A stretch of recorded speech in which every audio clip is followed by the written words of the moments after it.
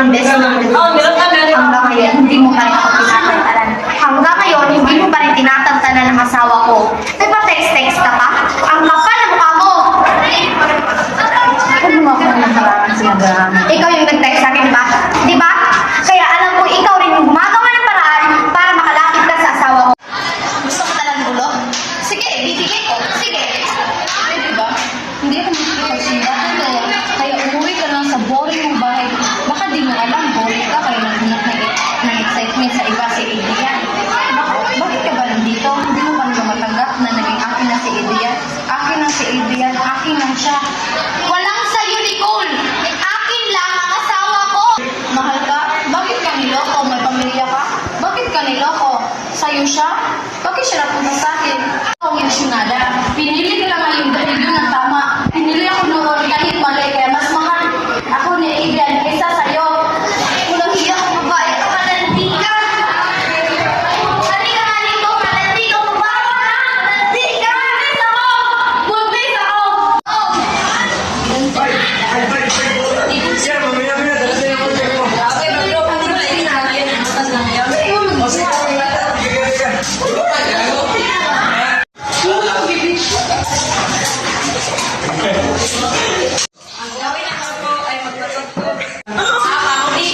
Sequel.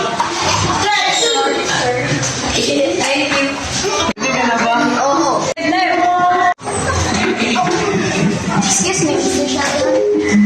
Monica, Belinda. Yes, nice to finally meet you. Nice to meet you. Saan nga ba si Mr. Editor? Nasa court lang. Darating rin yung Ako ka muna. Thank you. Kanina ka pa?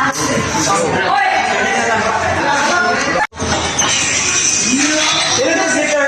Welcome to Manila. Attention, Editor. Mr.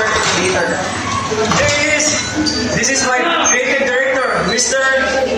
Adrian Dibella. And this is my Mr. Editor. And this is Monica. Monica Santiago de Villa. Hindi ko pa. Ah, kilala mo siya? Yes, she's my wife. Ex-wife. Monica, is everything going to be alright? Yes, as long as Adrian didn't mind, we can go on. This is just a business. We will review everything and get to you back soon. Pagdali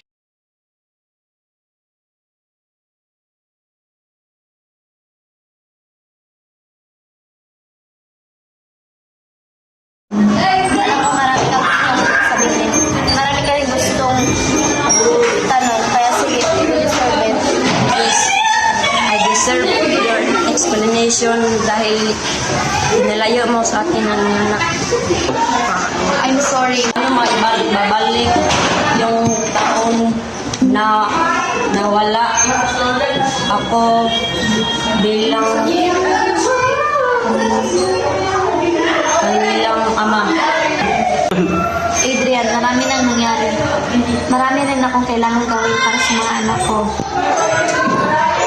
Katulad ng layo sila sa atin na hanggang kanilang bayong para sa Ayos naman yung pinagay. kasama ako sa'yo, dadalhin mo ako sa mga anak ko. Ihahanda ko muna ng anak ko. Huwag mong ipagdamot ng mga anak ko. Tatay ako nilang gusto kong makita ang mga anak ko. Ka sa Amerika nung ginagawa mo doon. Nagpakasarap ka doon tapos inilayo mo sa akin ang mga anak ko. Anong klaseng ina ka? Isang ina na pinoprotektahan ang mga anak niya. Yun ang ginagawa ko. Makikita mo yung mga anak mo kapag handa na sila.